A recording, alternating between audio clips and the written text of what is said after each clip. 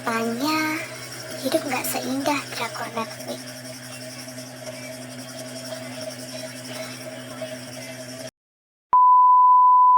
Irashai, this is Z. Kalau aku menyebutkan negara Korea Selatan, kira-kira apa yang muncul di benak kalian? K-pop? Drakor? Teknologi? Oplas? Masyarakatnya yang stylish? Atau gemerlap kota-kota besarnya seperti Seoul, Busan, dan lain-lain? Tetapi, sebagus-bagusnya negara, pasti ada sisi yang jarang diekspos oleh masyarakat. Seperti yang kita lihat sekarang ya, harga rumah-rumah itu sekarang mahal banget gak sih? Apalagi di kota-kota besar. Kayak mungkin ada dari kalian yang tinggal di Jakarta ataupun Surabaya. Nah, di Korea Selatan itu pun memiliki permasalahan yang sama seperti kita. Apalagi pada faktanya, kalau kalian tahu negara Korea Selatan itu 90%-nya itu wilayahnya berupa daratan tinggi dan pegunungan. Jadi lahan untuk tempat tinggal manusia itu sangat minim banget.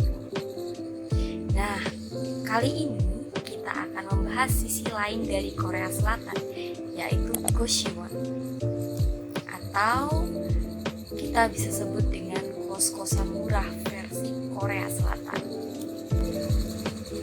Nah, jika kalian pikir bahwa mungkin kos-kosannya bakalan mirip lah sama Indonesia, paling enggak ya mungkin sedikit ada kemiripan ya, agak luas dan ya cukup lah buat tempat sehari-hari. Tapi berbeda dengan Goshiwon ini guys, karena semakin mengecilnya lahan tempat tinggal di Korea Selatan itu, jadi Goshiwon ini dibikin seminimalis mungkin. Ukuran kamarnya itu biasanya hanya seluas 3,5 meter persegi dengan perabot-perabot minimalis pula di dalamnya, seperti tempat tidur, meja, kursi, kulkas mini, televisi, dan lemari. Jadi kalian kalau tidur biasanya kita kan ada tempat tidur ya. Nah, kaki kalian itu di atasnya itu bakalan ada meja, terus habis itu nanti kalau kalian bangun, misal ada kamar mandi dalamnya ya, ketika kalian bangun, pemandangan pertama yang kalian lihat pasti bakalan toilet. Dan ini emang kejadian, beneran kejadian guys. Nah, Goshiwon ini seperti kos-kosan Indonesia juga, Goshiwon ini menawarkan tipe kamar dengan kamar mandi dalam ataupun luar dengan plus minusnya. Ya, seperti yang kalian tahu ya, kalau kamar mandi dalam pastinya ketika kita bangun itu yang aku sebutin tadi, kita pasti ngelihat toilet pertama kali.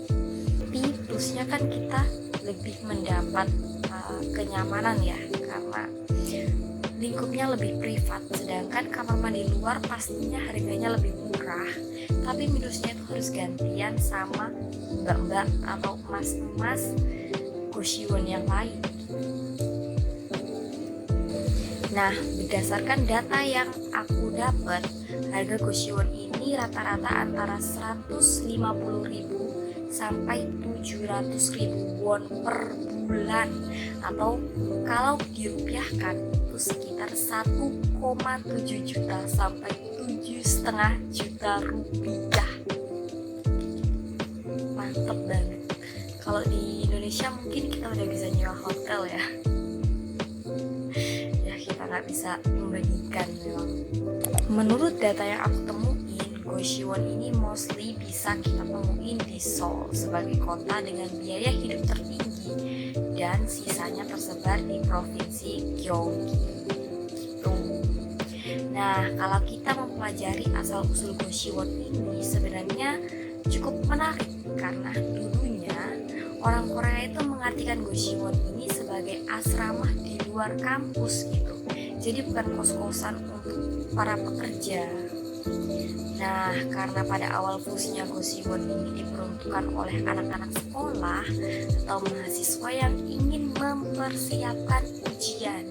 Nah, dengan menyewa Goshiwon ini, mereka itu kan bisa belajar dengan tenang tenang gitu tanpa ada gangguan. Kayak di rumah mungkin dia punya adik atau punya orang tua yang ya mungkin rame gitu lah di rumah. Jadi mereka itu nyewa Goshiwon ini untuk belajar mempersiapkan tes sekolahnya atau bahkan tes mengikuti seleksi bekerja gitu. It can be like that. Gojiwon refers to a form of dormitory-style single-room accommodation common in South Korea that first appeared around the 1980s, mostly near universities in Seoul. These facilities provided cheap accommodation, mostly small in size, between 3 and 6 square meters, and intended for students preparing for state-run exams to be lawyers or senior government officials. Nah, karena sering berjalannya waktu, seperti yang kita tahu, banyak orang dari kota-kota kecil ini berpindah nih mempertaruhkan nasib di kota besar, berharap bisa dapat gaji yang banyak. Dan ternyata kenyataannya ya sudahlah gitu. Jadi mereka itu mencari alternatif tempat tinggal yang pastinya murah, agar mereka itu bisa berhemat dan bisa dikirim ke kampungnya gitu.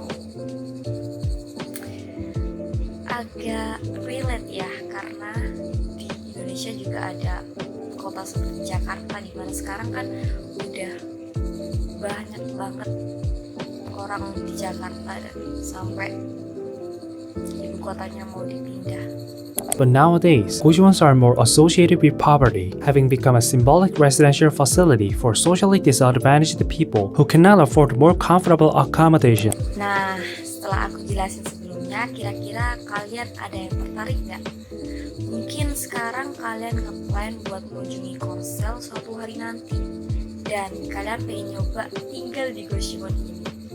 Nah, karena ternyata Goshiwon ini tuh bisa disewa harian loh guys. Kira-kira setelah aku jelasin sebelumnya, kalian ada yang tertarik nggak buat nge-challenge diri kalian tinggal di Goshiwon ini?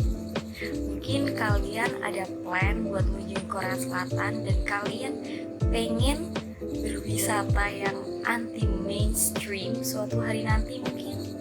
Nah, kalian juga bisa nyoba tinggal di Goshiwon ini karena Goshiwon ini bisa disewa harian loh guys. Jika kalian tertarik buat tinggal di Goshiwon ini, kalian bisa nyari dengan gampang Goshiwon di website Gossip Pages, Dabang App, Airbnb, dan Naver. Pastikan juga kalian itu ngecek betul-betul keadaan Goshiwon ini, karena gak jarang aku lihat di internet juga Goshiwon ini ada yang tempatnya itu cukup kumuh gitu untuk ditinggali. In attempts to mitigate the negative connotation of the word Gojiwon, many have started calling this style of accommodation by different names: living tel, one-room tel, or even residence. Like it or not, a lot of Koreans live in the tiny rooms of these Goshiwon. As of 2020, there are a little less than 6,000 Goshiwons in Seoul and over 150,000 Mungkin ada dari kalian yang pernah ke Korea Selatan dan nyoba tinggal di Goshiwon ini, bisa komen di bawah guys. Aku tunggu cerita-cerita dari kalian. Thank you. Jamata.